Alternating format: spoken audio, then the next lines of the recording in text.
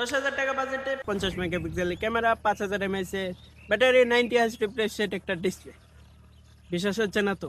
তো itel P55 কিন্তু আমাদের এটা অফার করছে। তো এই বাজেটে আমাদের জন্য এটা ভালো হবে না খারাপ হবে, তো সে বিষয়টাই আজকে আপনাদের সাথে আলোচনা করব। তো সকালে ভিডিওটা কন্টিনিউ। আইটেল P55 দুটি ভেরিয়েন্টে লঞ্চ হয়েছে, 4GB 128GB, 8GB 256GB। এর দাম শুরু হয় 10,999 থেকে 11,999 টাকা। বর্তমানে এই দুই ভেরিয়েন্টের ফোনটা আপনারা লোকাল যে কোনো দোকানে গেলে পেয়ে যাবেন। তো এবার আসা যাক এটার ডিসপ্লে হিসাবে ব্যবহার করা হয়েছে 6.6 inch IPS LCD OLED display, যেটা আবার 90 হার্জ রিফ্রেশ রেট। এবার যেটা বলাই যায় একটা ভালো ডিসপ্লে। আর এই ডিসপ্লেটা কিন্তু গরিলা গ্লাস সাপোর্টেড। প্রসেসরের দিক থেকে বলতে গেলে এই ফোনটাতে ইউনেস্কো T606 12 ন্যানোমিটারের একটা চিপসেট ব্যবহার করা হয়েছে, যা এ বাজেটে এর চেয়ে বেশি ভালো আশা করা যায় না। আর এই ফোনটা কিন্তু অ্যান্ড্রয়েড 13 রান হচ্ছে, যেটা এ বাজেটে অলমোস্ট ভালো না খারাপও না, যেটা চলার মতোই। আর এই ফোনটাতে কিন্তু মাইক্রো এসডি কার্ড থাকার কারণে আপনারা স্টোরেজ যত খুশি বাড়িয়ে নিতে পারবেন।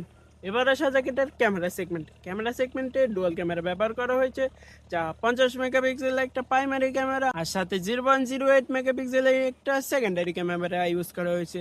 আর 8 মেগাপিক্সেলের একটা ফ্রন্ট ক্যামেরা ইউজ করা হয়েছে, যেটাতে 1080p 30fps ভিডিও রেকর্ডিং করা হয়। এবার যেটা হচ্ছে ভালো ক্যামেরা আশাও করা যায় না। আবার এই ক্যামেরা দ্বারা রাতের ছবিগুলো কিন্তু এত হার্মফুল বা এত ভালো হয় না, তো চলার মতো একটা।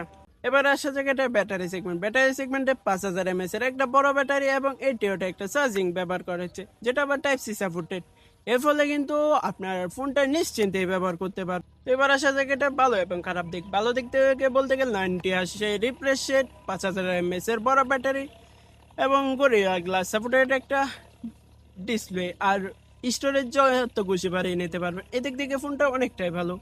খারাপের দিক থেকে বলতে গেলে যারা গেমের জন্য কিনবে তারা এই ফোনটা একদমই চয়েস করবেন না, অল্প কিছু বাজেট করে অন্য ফোন দেখতে পারেন। তো আইটেল P55 এই ফোনটা কার কাছে কেমন লাগলো অবশ্যই কমেন্ট করে বলে যাবেন। আর নতুন কোন ভিডিওটা চান অবশ্যই কমেন্ট করে বলে যাবেন।